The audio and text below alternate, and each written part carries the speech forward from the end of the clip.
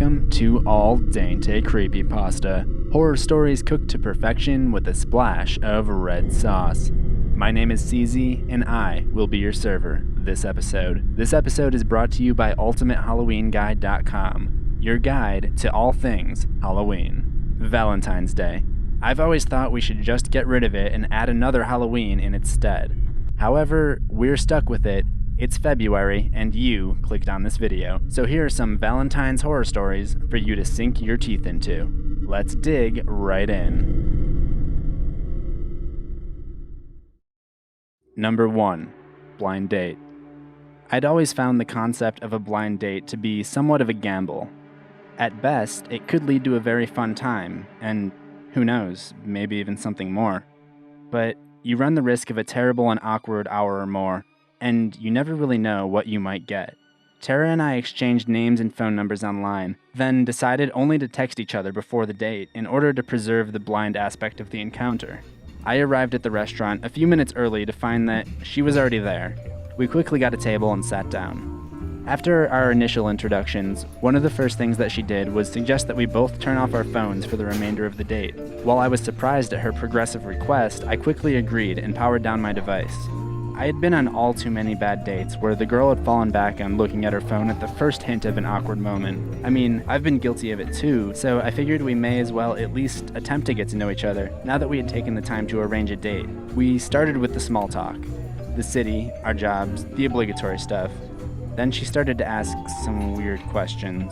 Questions like, have you ever thought about murdering someone? I told her, we all have at some point, right? In a joking manner, of course. She went on about how planning the perfect murder in her head was kind of a fun hobby of hers. When she asked me how I would do it, I explained that I kind of like the Alfred Hitchcock idea of stabbing someone with an icicle. I wasn't really sure what to think when I heard what she said next. She told me, if you do it right, you've got no reason to make the evidence disappear. Of course, I was curious as to where she was going with this. These detectives always look for a motive, she explained. So you simply have to have no reason to be there, no connection to the person, and of course, no witnesses. While it would be easy to get away with something like that, I did have to wonder, why would you want to kill a random person? She just said that she finds it kind of exciting. It's not that I didn't realize this conversation was weird. Normally, I wouldn't find myself talking about such things with a girl, nonetheless on the first date, but for whatever reason, I didn't really mind discussing it with her.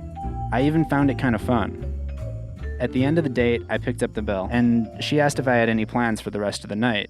Taking the hint, I invited her back to my place, and before long, we were off. Upon arriving home, I stepped into the bathroom to freshen up and brush my teeth, just in case.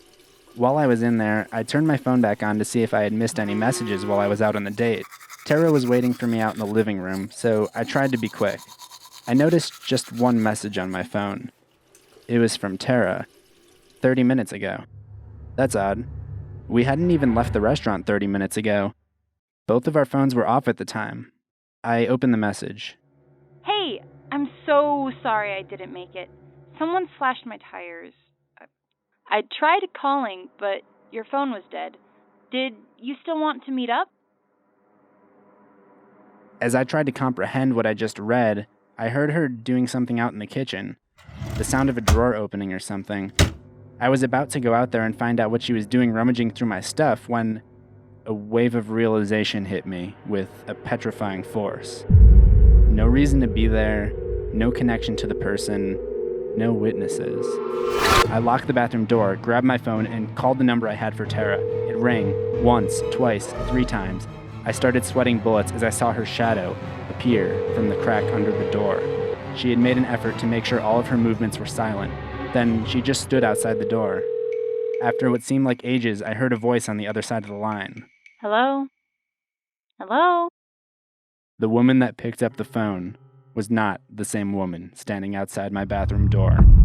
Not knowing what else to do, I hung up the phone and began to dial 911. She must have heard me dialing because she then grabbed the door handle and tried to come into the bathroom. As soon as she realized that it was locked, she quickly moved away from the door. I braced myself for her to barge down the door or something. That's when I heard my front door open and quickly close. I assumed that she had left, but I didn't dare leave the safety of the locked bathroom until the cops had arrived and locked down the area. Of course, they found no trace of the woman. I tried to get them to take down a description of her appearance, but I was told that there was no case. Since I had invited her in, she hadn't actually broken any law. As far as I could tell, nothing had been stolen. Besides, without knowing her name or who she actually was, it was unlikely that they would have found her anyway. Eventually, I got into contact with the real Tara and told her about what happened. She was understanding when I said that I no longer felt comfortable meeting up for a blind date. It's been a couple of days now since the incident, and I've had an uneasy feeling since then. I've barely gotten any sleep. Sometimes I think I hear the sound of my door handle wiggling like someone is trying to get in, but when I get up and check on it, the sound dissipates.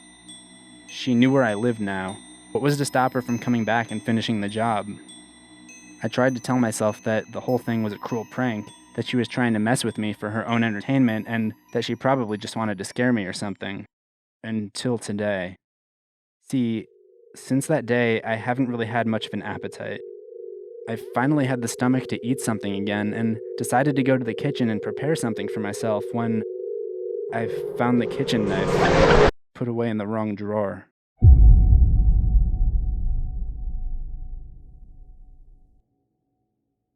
Number 2. Heartbreaker. The stereotypical version of Valentine's Day has always gotten on my nerves. For one, the ads never show gay couples, and I tend to get asked out by guys who don't believe I'm actually gay. This year wasn't different by much. I had to sit through class, which I spent texting my girlfriend, Amy, going over our plans for the night. Our LGBTQ friends were having a dinner party, and we agreed to go. As I was getting up to leave after class, one of the guys walked over to me. I don't know who he is. He's one of the quiet guys who sits in the back. He handed me a heart-shaped note reading, "Will you be mine?" I sighed, noticing his friend nervously watching in the back. Obviously, his friend was asking. "Sorry, but I have a girlfriend." I tried to be nice about it. He went back to his friend, and I could feel a cold glare following me. I'm used to guys being rude, so I shrugged it off. I went home and got ready for the night. It felt like something was staring at me from outside and in the shadows. The feeling came back on and off throughout the night. The party was amazing. Lots of laughs and booze. Everyone was intoxicated, especially Amy. As I drove her home, there was a car following us. I could feel my hair standing on end. Every time we passed an intersection, I would look back to see if it would turn. It finally turned when we were 2 blocks from Amy's. I helped her inside, and she complained constantly that it was hot in her apartment, so I opened the window a bit. Most people would have made out and proceeded to make love to their partner at this point, but I have more dignity than that. I gave her a kiss goodnight and left. It was strangely quiet on my way home. The feeling of being followed was finally gone, replaced by an uneasy feeling in my gut. Maybe the alcohol was finally kicking in. I got back to my dorm and cracked the window open. The night air felt good on my warm face and soothed my upset stomach. I decided to take a shot of whiskey before going to bed. As I laid there, I thought I could hear the door rattle. It was probably my imagination. The shot I took couldn't have hit me that hard. Then again, that's also probably the alcohol. I wasn't sure, but I thought I could see the shadow of feet from underneath the door. I could have sworn something hit the window, but it was probably just the wind. The morning light hit my eyes, and the onset of a hangover made my head throb. The slight smell of blood made me groan. It shouldn't be that time. Yet, I got up just to make sure. Instead of the expected, the rug felt wet under my feet, and I discovered a heart on the floor. There was a knife through it, and blood staining my rug. My heart was pounding as the metallic smell flooded my senses. The breath caught in my throat and my stomach twisted. I got up and rushed to the bathroom. The shock of it all made me sick, literally. I took a moment to drink some water after painfully emptying the contents of my stomach. hoping to ease the sense of dread knotting it. I went back, pausing outside my door. It had been a long time since I last prayed, and right now, I was praying that it was nothing. Praying that it was a delusion. I opened the door, and it was still there. I couldn't stop myself from gagging, and that's when I saw the writing. The wall had blood smeared on it, reading, "Now you can be mine." The police came, and they couldn't find any evidence of forced entry. No trace of who did it was left behind. I found out that the heart belonged to Amy, and it was determined that they entered through the window.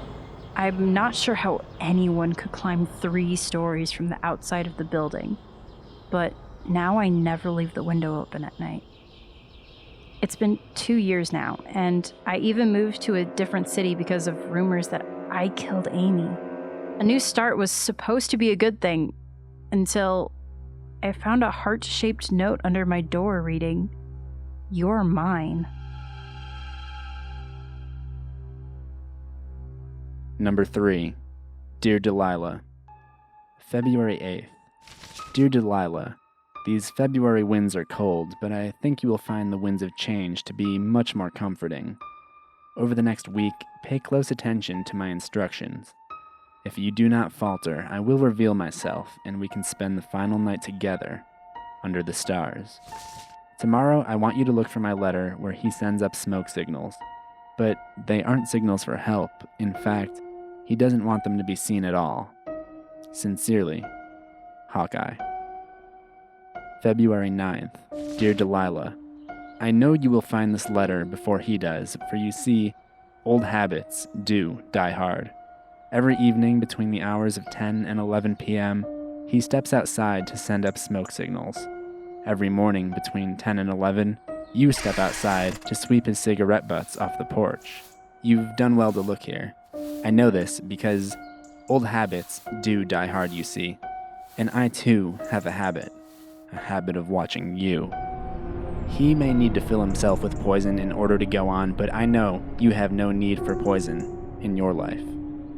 The next letter will be waiting for you in the post office, but only if you demonstrate that you're willing to kick old habits by skipping the day of the hour of habits. I'll be watching. Sincerely, Hawkeye. February 11th.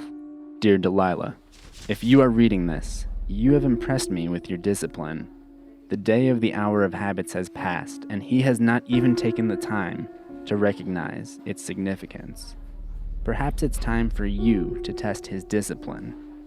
Inside this envelope, you will find a thin but powerful magnet. If you want to test his discipline, glue this magnet to the edge of your door before your consciousness falls victim to the late hours. If he lacks discipline amid your innocent slumber, the magnet should slam the door shut behind him during his moonlit betrayal. For your own safety, do not follow, but instead, take note of the time.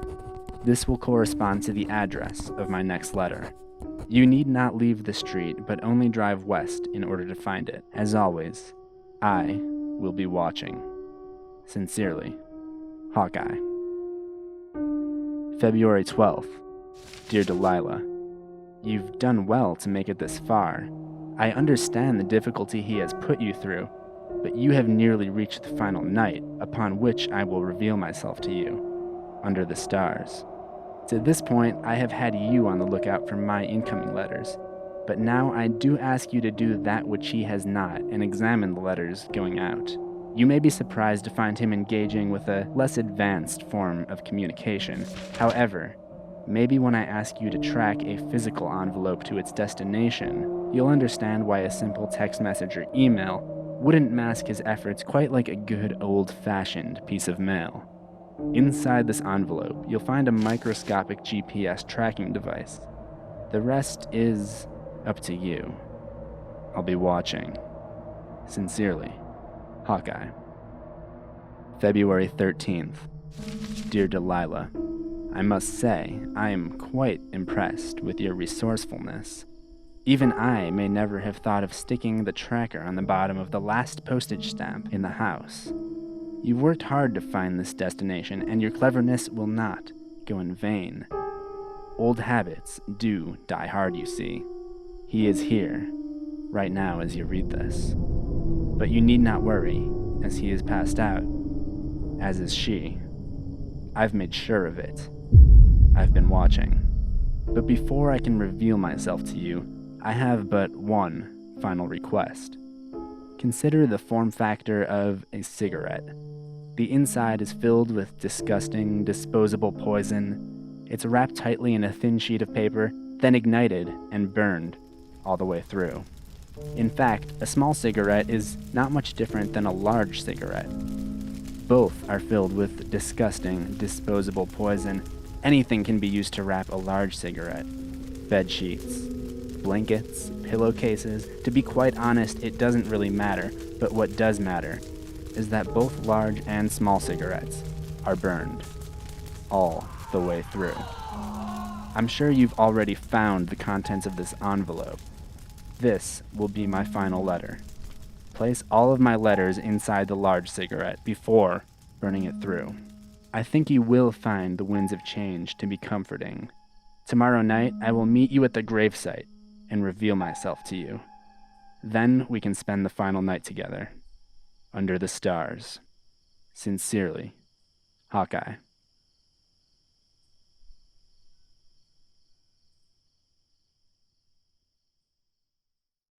Thanks for listening to Al Dente Creepypasta.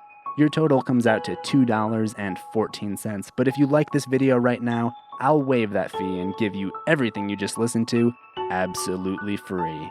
Remember to subscribe to CZ's World for new horrors every other week. Ring that death bell for notifications. I'll see you in the next one, assuming we both survive.